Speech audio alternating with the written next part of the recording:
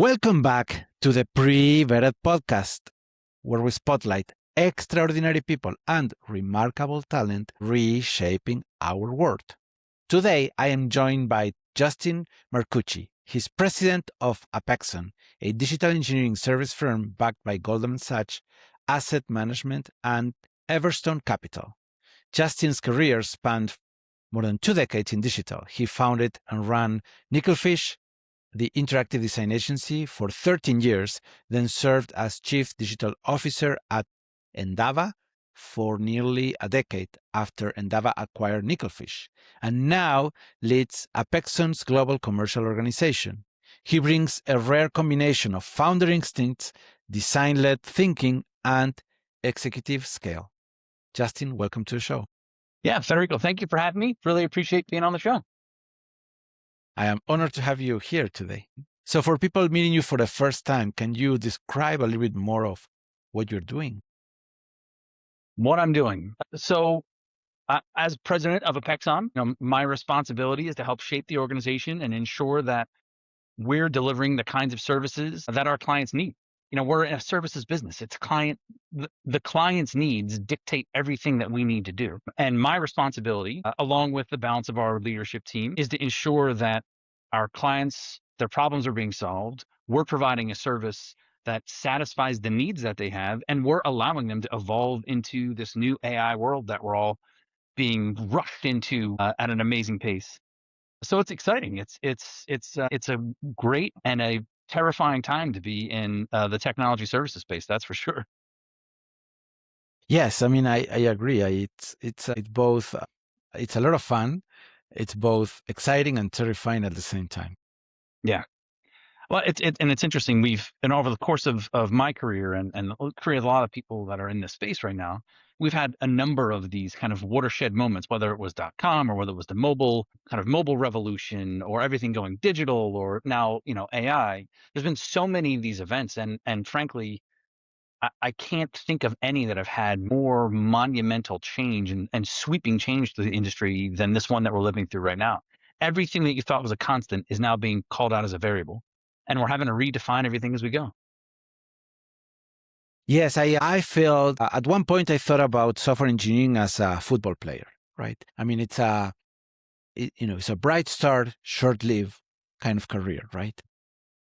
Eventually, throughout the years, I realized yes and no. I mean, software engineers go through too much more revolutions than any other industry, right? I mean, but building that capacity to adapt becomes the differentiation for the to build a successful career, right? Yeah, and you know what, we think about it less as a software engineering focused space and more at how do we solve business problems, right? So if you ground the way that we're interacting with clients on their needs and the business problem level, then whether it's software engineering or it's AI engineering or whatever it ends up being, that becomes the tool that you're utilizing to achieve the end goal, which is making that company perform better or expand into new areas or achieve their goals, right? And so there's quite a bit of reorienting that has to happen within this industry continually. Certainly no more time in greater abundance than now, but I think there's an important cognitive lens that you need to put in place to be successful in this industry. Yes, and it's an interesting journey with AI. I mean, at first I thought AI was going to replace a lot of software engineering roles. Now my vision is that it's actually having software engineers augmented with AI has a much more deep and profound impact on the business, right? The more I get involved into agentic development, software development, agentic automation, and things like that, I feel that I have unlimited power, right? Before I used to get stuck with, a syntax file for, a day or whatever, because, a lot of details need to be done to make it work, right? Now I can just think in terms of intent. What is my intent? What I want to build, and then the language, the software language becomes less relevant. Yeah. No, and I think that's true. And I think over the last 20 years, you've seen that, right? As as IDEs became more complex and more intelligent, and completion for kind of a forward-looking completion became a thing that started to happen. You're right. The syntax, knowing the syntax of the language, is not as important as it has ever been in the past. We keep getting closer and closer to really what the root is, and that is understanding that there's a fundamental knowledge of a client's business that has to happen. And there's a set of reasons why you're developing that product, or you're developing that feature, or you're developing that platform, whatever it ends up being.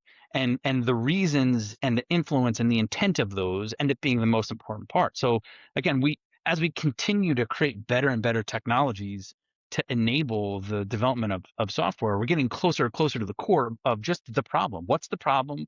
What's the solution for it?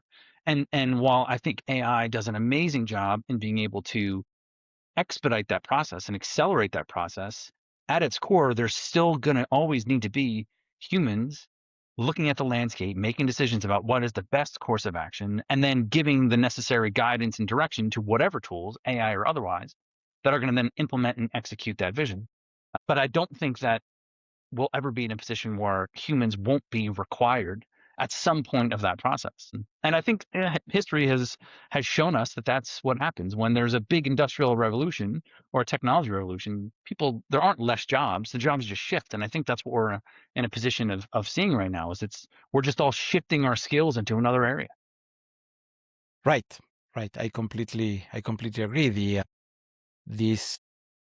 I was talking with another guest about this idea of how how much impact the juniors are going to have in the organization, because at one point the feeling was, well, we don't really need juniors anymore because agents can do a lot of the work, right? The lower level work, which is true.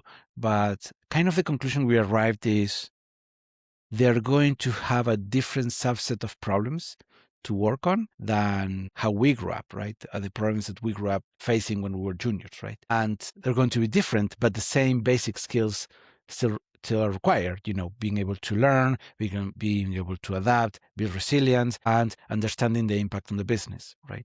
Yeah, and honestly, we're about 5,000 people globally, so we have a large spectrum of staff, both senior and junior. And particularly, this day and age, we see that the value of folks that have just recently come out of school, that are early in their career, their ability to adapt and learn and pick things up often outstrips that of our more senior staff. And that's because it's hard to fill a cup that's already full, right? When you have a vessel of somebody new in the professional world, they're a sponge, they're absorbing information and able to do something with it. And their natural comfort level with some of the cognitive overlays of AI just makes them so much more adaptable. And so I think that I think there's never been a better time to be a very smart, adept, computer science major, provided you're willing to adopt new technologies very fast. Yes, I completely agree. I mean, I was talking with another guest about this idea that the seniors were going to have a challenge because their whole persona or identity is tied to a language or a framework that they know very deeply, and that in the age of AI becomes less relevant because agentic coding can build code faster. So the craftsmanship of building code becomes less relevant than being able to understand the business problems, write the specifications, and then turn that into intent that turns into code. Right. And I think that I would tend to agree with that. What we're seeing is that as you create opportunities for the exercise of code to be generated, people start looking at the other skills that they've amassed over the course of their career. And yes, they may have been over the course of their career a fantastic engineering manager or a senior developer generating code, but they don't realize that every project they've done has given them business knowledge, has given them domain knowledge. They've solved problems in healthcare or life sciences or banking. And over the course of their career, that becomes an enormously valuable pool of experience from which to pull as you're making directional decisions about the best way to solve problems with software. And so we're encouraging our staff to really lean into that domain expertise as much as possible. And frankly, it's become a differentiator for them in their careers as much as it's become a differentiator for us as we approach the market. Right. Yeah, I agree. I mean, I think that the value that the senior people can have is guiding those agents because they have the domain knowledge of the business, but also the experience of what are things that humans should avoid, but it also this applies for agents as well, what agents should avoid. Yeah, absolutely.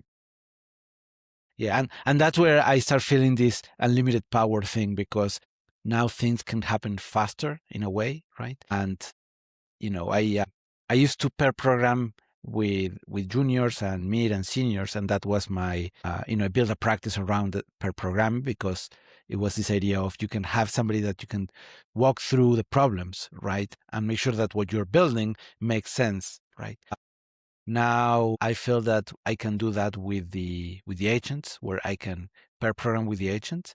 I can delegate to the agents my intent, and then I can come back later to see what they've done and become more of this orchestra director, where you can fine tune, you can detect where the sound is missing or there's an issue, and you can go and fix it, right? And then or maybe another analogy that could work is, have you seen this, theater show where they have these plates spinning, right? And they keep spinning one and the other, right? So I feel that becomes more of my job, right? And the line between the software engineering and the product ownership, a product owner role, it becomes blurry, right? Because now we expect the software engineer to understand more the domain side Yeah. of the business, right?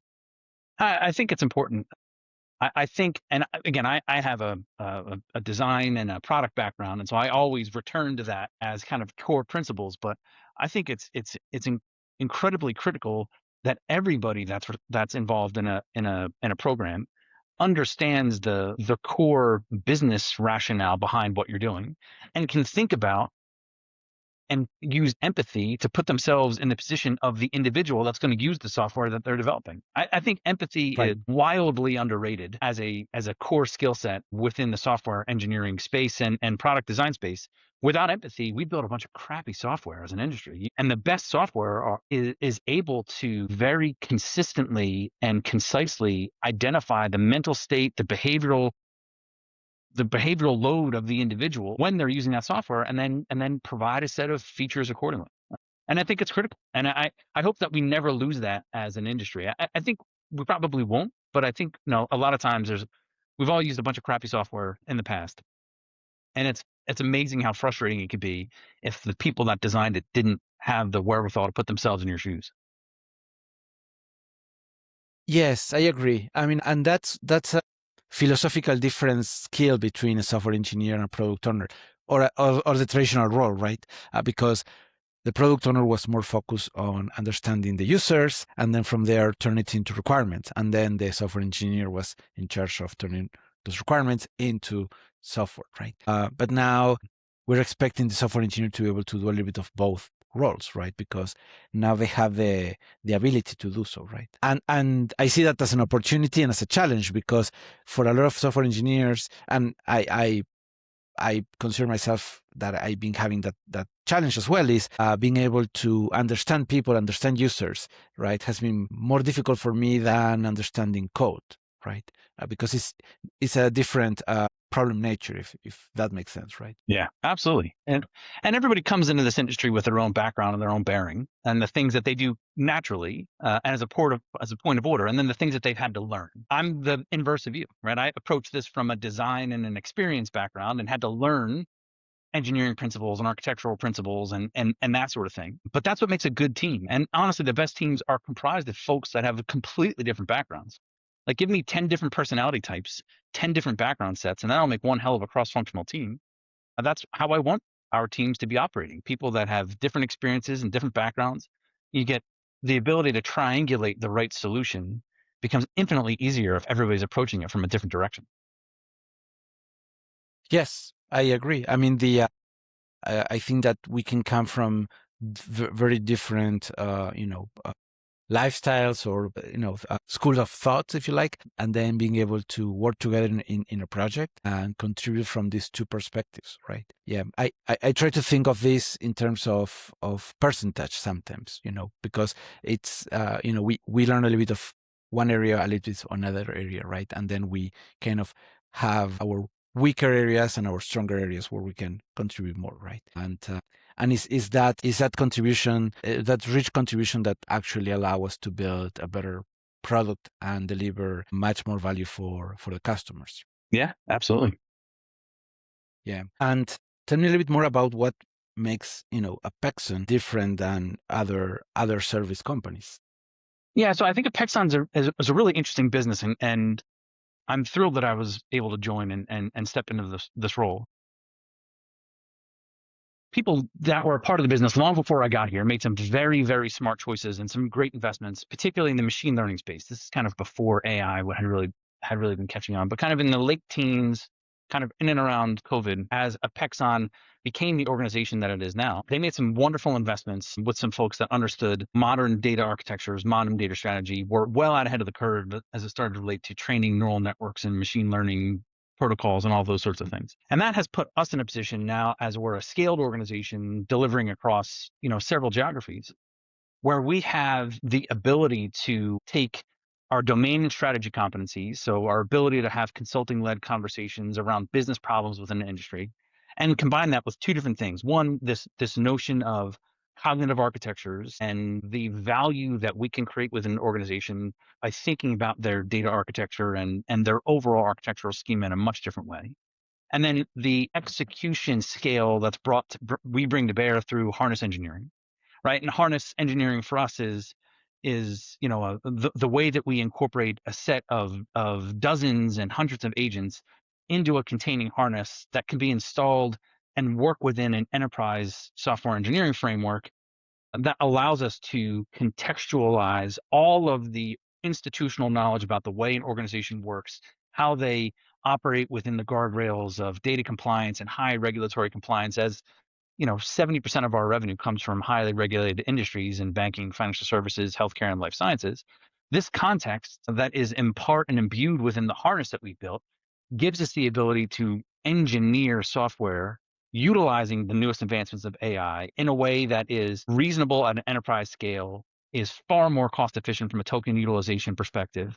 And then doing that in conjunction with a cognitive architecture, so a modern architectural approach, and our domain knowledge makes us a really compelling 3-tool organization where we can go in and very quickly solve problems for our clients. And we're not the biggest company out there by any means, right? We're about 5,000 people globally. Right. There's companies that are orders of magnitude larger than us, but I think there's a real benefit of being at the scale that we are, because you're big enough to invest and you're big enough to have the right kind of people, but you're still nimble and hungry enough to want to do a good job, to really want to build personal relationships with your clients, and you feel accountable for the results that you're able to engineer as an organization. And it's that combination of accountability and experience of that client relationship building, along with our really fantastic AI chops, which make us an incredibly compelling organization to work with.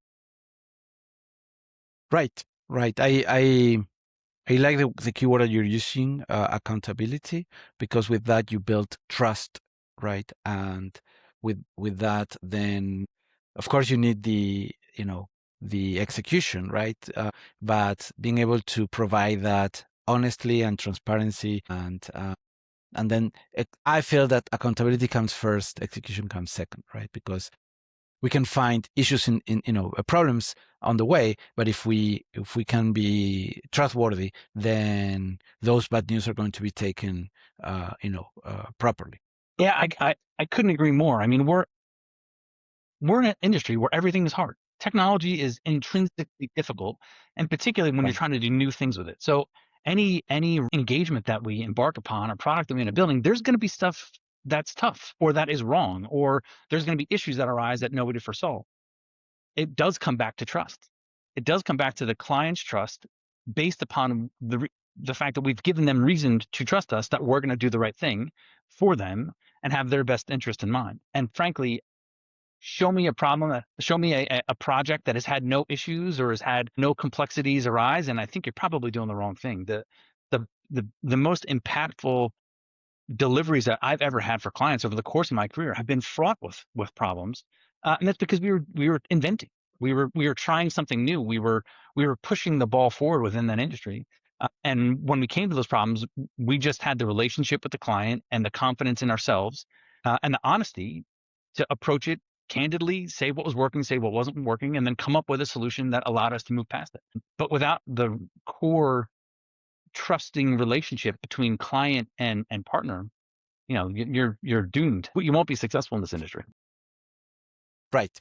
Yeah, I completely agree. I mean, I approach the my service in a similar fashion. It's building trust, being able to be honest, and then when we have issues, I rather bring them up front as early as possible, so that way, rather than hiding it, right, and saying, "Oops," then this happened, right? I learned that very early in my career. I was hired by Microsoft when I was 16 years old, and I work on the enterprise level in Argentina. I was working with the biggest banks and things like that, right?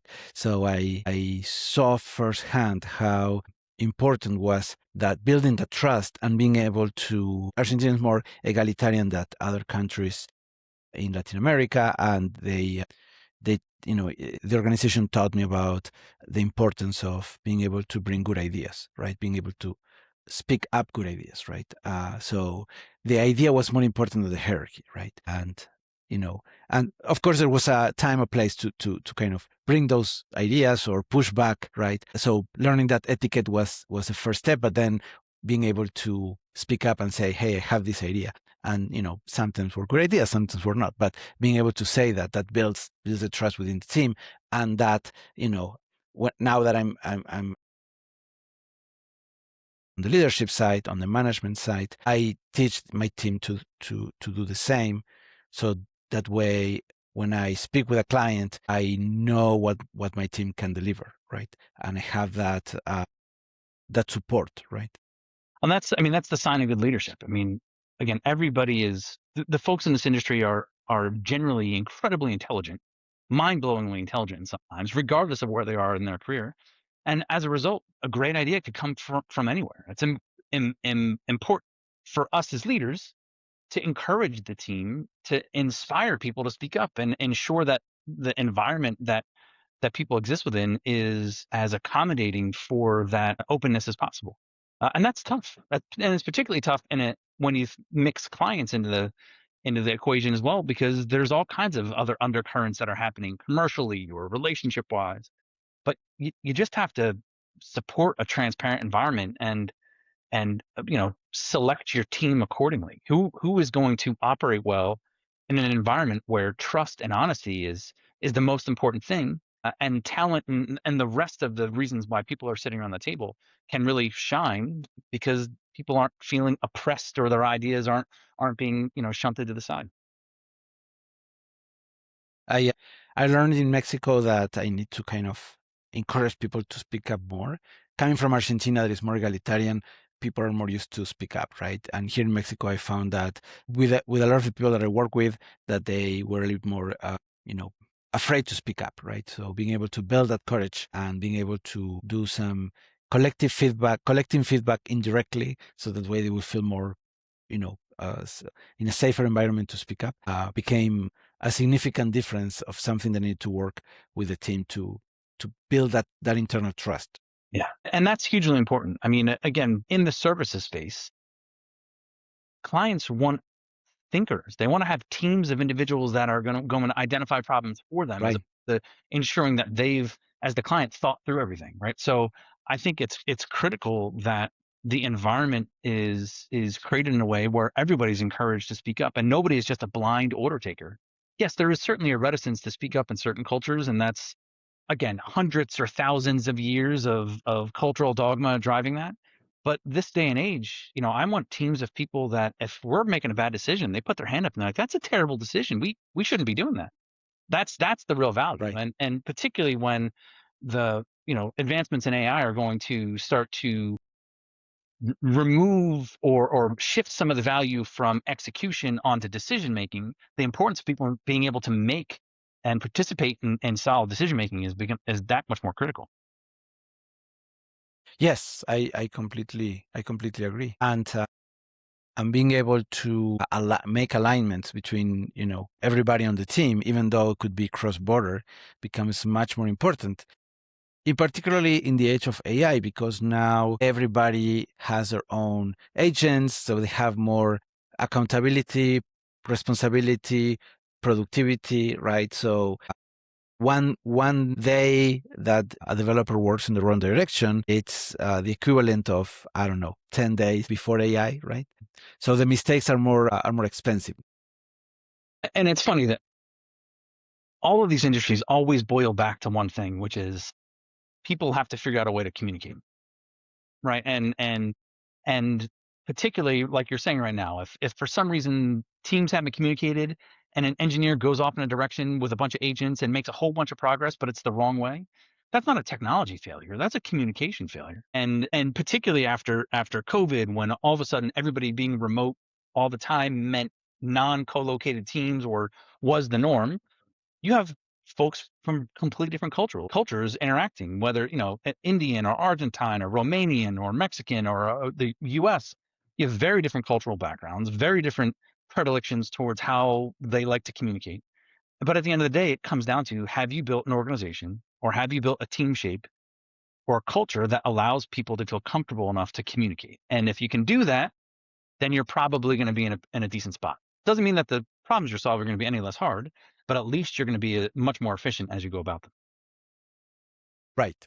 Yeah, I completely agree. I think that the communication, it's a communication skill. It's something that you can teach up to a certain level, right? You can teach, the technical skills can be taught, but I think that all of that, the foundational core values of people is something that they bring in, and then from there, everything else can be taught and they can be incorporated into this new culture, right? And on the hiring side, I've seen that these different attitudes that help us make the determination of where should we hire this person or not based on the alignment of the values, right?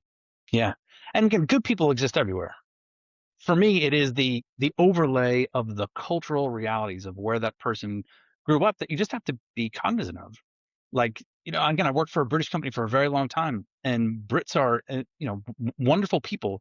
However, because they're the way that they've culturally evolved, the directness in delivering unfavorable information or unfavorable news, there's a whole additional overlay of diplomacy and pleasantries where if they have something, that is potentially not favorable news, oftentimes they take a really circumnavigating way to get there, as opposed to being like, that's a bad idea. They'll say, well, that's an interesting idea. Perhaps we should think about, and so each culture has its own nuances. And particularly when you're building teams that span the globe, it's really important that you encourage everybody to understand each other's cultural differences and cultural backgrounds, and you embrace them.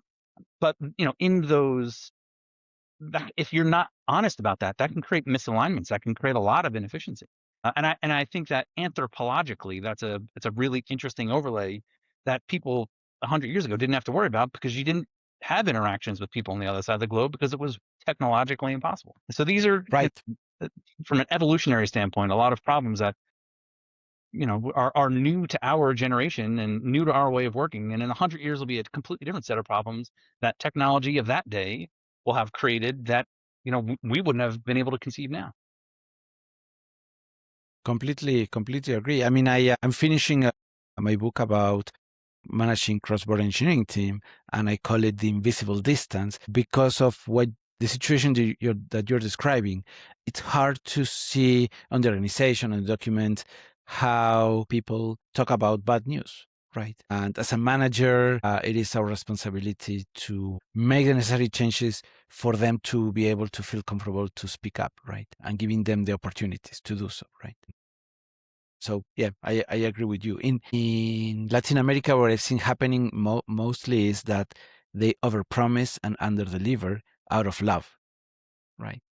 Because they want to please, they want to prioritize a relationship over, giving the bad news, right? So they rather say yes, and then they, engineers that don't know this different cultures, they don't know that yes means a commitment. right, means you're going to deliver this, whatever it is, in this time frame, right? And on the other side means a commitment, right? In Argentina, in Mexico, it's very common for people to invite you to a wedding or to a party, and people say yes, even though they're not planning to go, right? Right. And it's because of that, right? They don't want to hurt your feelings, right? They don't want for you to feel rejected, right? But then in these working environments, that could be a cause of friction. Yeah, absolutely. Yeah, the human component and the cultural overlay of all this will continue to be fascinating to me. I'm learning every day, and every day I look back at something I said 6 months ago, and I'm like, I was totally wrong. And I think that the product of existing in an environment that's changing as rapidly as it is right now is that you have to be cognizant of that fact that you don't know everything, and you won't know everything, and all you can do is try and be as humble and honest about it as possible. Right. Right. Another fun story that I remember about culture is I grew up in Monte Grande. It's the largest Italian community outside of Italy, right, in Argentina. And they la nonna, she would feed us a lot of, she would put a plate with a lot of food, and you ought to eat everything, do not leave food on the table, because it was an offense for her, right? And at that time we thought it was, this is annoying, why she's doing this, we're just having a conversation, but she was insisting we have to finish the plate, right? But throughout the years, I realized, she lived through the wars. So, for her, the food was a way for her to express love, right? And leaving food on the table means, you're not appreciating the food, right? And, we didn't have that experience of, going through hunger as she was, right? So, I learned to appreciate her gesture, rather than being annoyed as I was when I was a kid, right? Right. And honestly, that's a great example of empathy, right? You Right. understanding the conditions by which she grew up, and her mind and her values were formed, gives you a better understanding of her actions today, which allow you to have a more realistic and smoother relationship with her. Again, empathy is it all continues to come back to empathy for me. But that's a great example of a story that is, really shines a spotlight on it. Yes, I completely agree. The empathy not only applies within the organization, but also with the clients, and how all the team gets aligned. Because when you're a small part of a bigger team, sometimes you don't have the full context of why we're doing what we're doing, right? So being able to have the empathy for your other people on your team, and then being able to work towards the same goal, it is a challenge. Yes. So changing a little bit of topic, can you tell me a little bit more about how you're using AI inside Apexon, on client delivery, work, or on within the organization? Yeah, I mean, like most organizations, we're using it across a variety of places. I had previously talked about kind of our approach around harness engineering, and that ends up being where we're investing a lot of time and a lot of energy, and certainly a lot of resources. Is there's so much energy and conversation and knowledge within the world about how people can use AI to, whether you're vibe coding something, or whether you're using it as a companion to help you work through a problem. There hasn't been enough focus from our perspective on how AI becomes useful at enterprise scale, particularly when you're talking about the software engineering. And so, the harness for us, Agent Rise Harness, is specifically about creating a functional and practical technology approach to deploying AI at scale in organizations. Without a harness, if an engineer goes to build an application, you're without the context readily available, you're asking the language model to store all that context, which takes a huge amount of tokens. And so, yes, you might be able to vibe code an application, but it's gonna be wildly inefficient, because all of that processing, all that context, you're asking the model to be managing that on an ongoing basis. Our harness pulls all of that context out of it, and pulls that context out into a set of agents that wrap around the SDLC that an organization has, that allows that allows an engineer to develop something at an enterprise scale that fits within the existing SDLC of that organization. So it integrates with GitHub, or it integrates with Jira or Confluence or whatever it ends up being. It pulls in design best practices or architectural best practices, or all of the things that make enterprise engineering important and valuable. But it does so outside of the model itself, so that when you engage with the model and you ask it, for a new iteration of whatever this set of features are, it can pull from that context within the harness in a way that makes it far more practical, much quicker from an iteration cycle standpoint, and you're using a hell of a lot less tokens for it.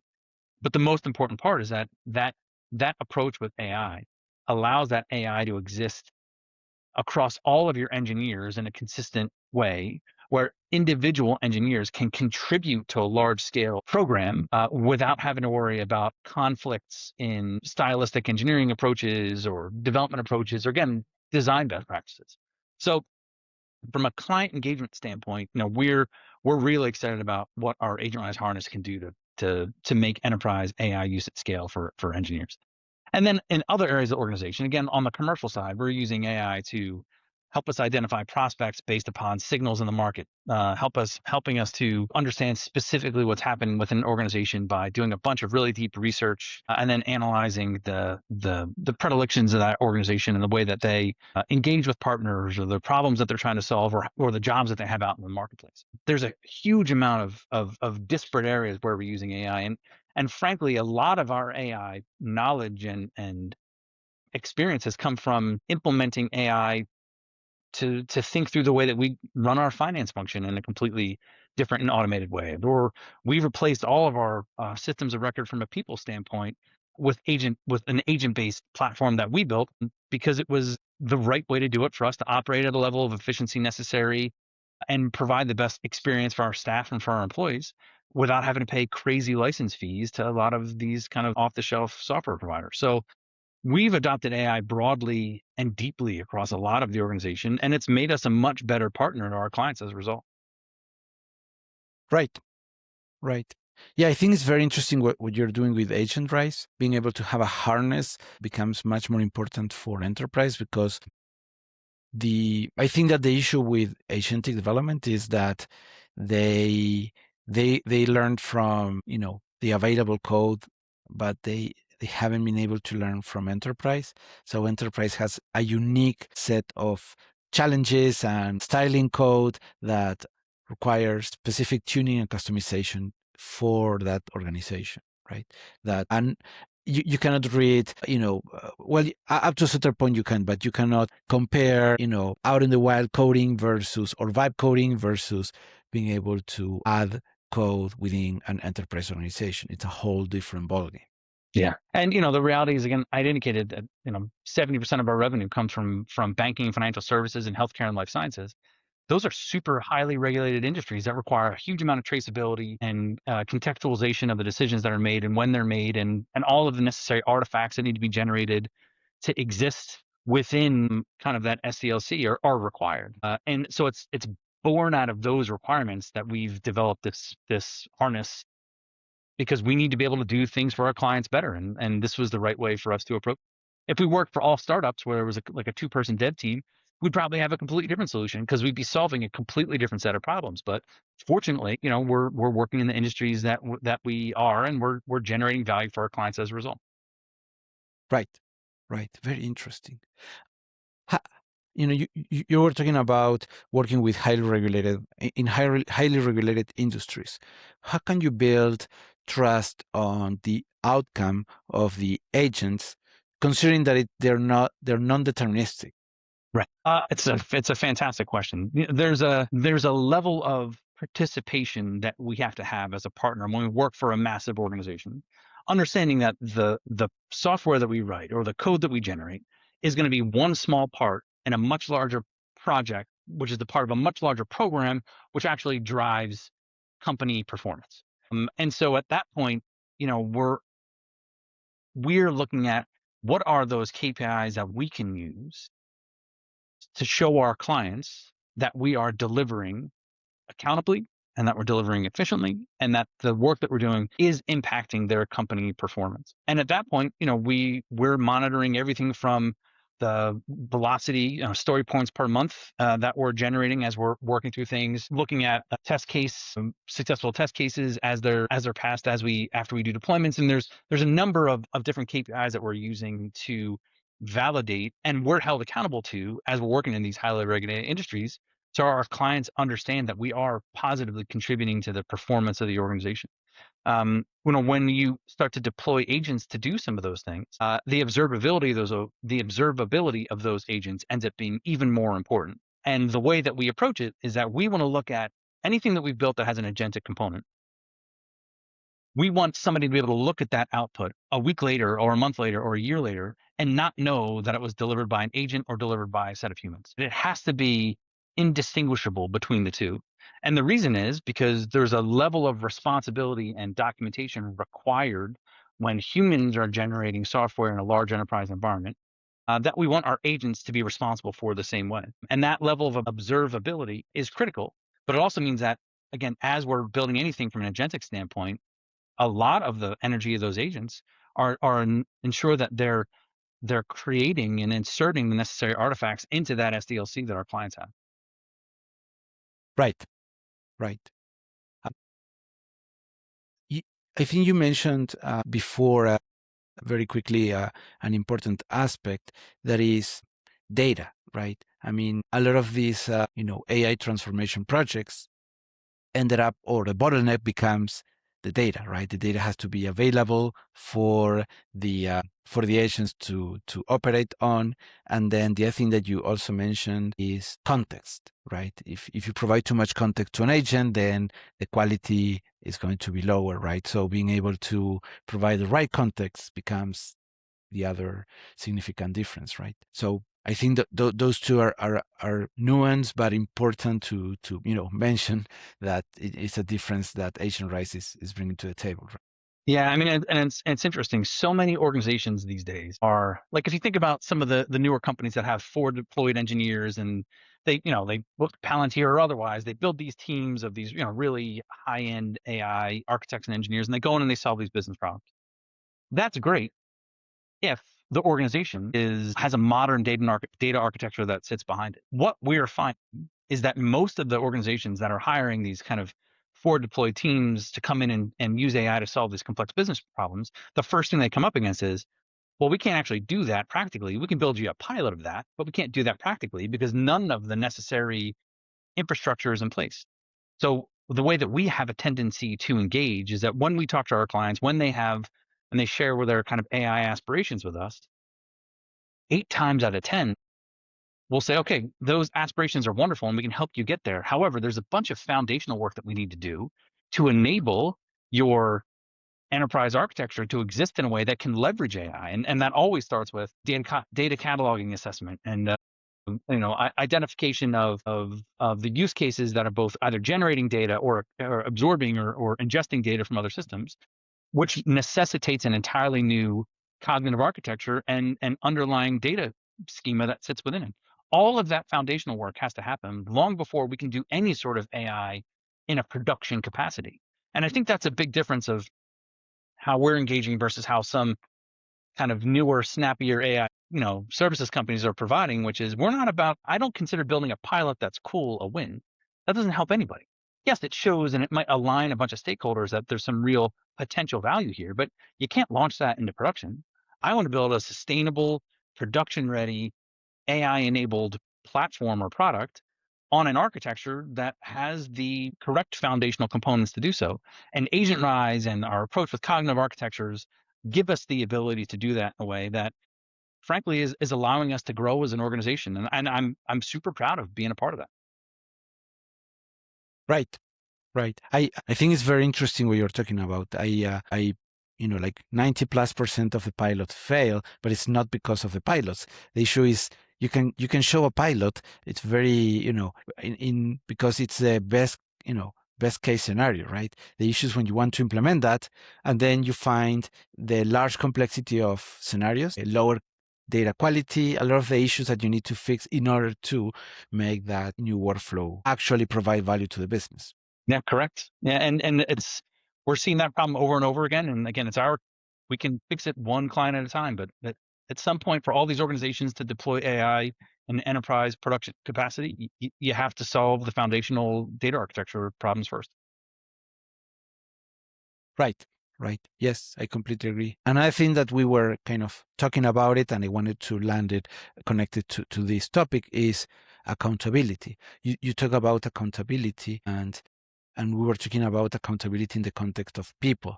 Now, when we're talking about agents, the agents cannot be held accountable. It's the people that manage those agents who should be held accountable for the actions of those agents.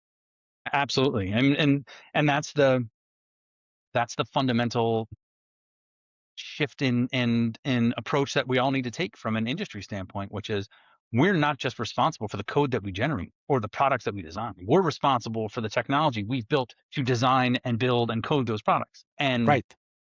again, particularly in a services space, when you're only as valuable to your clients as what you're doing in your last delivery, we need to ensure that the focus on accountability is even higher now than it was before, because there's so many other ways that things could get misconstrued or be missed, because it's not necessarily human looking at every step of the process now. And so again, as we continue to build the organization, as I continue to build teams, and we continue to deliver work for clients, the focus has to be on maximizing the accountability that our clients believe we have of our actions.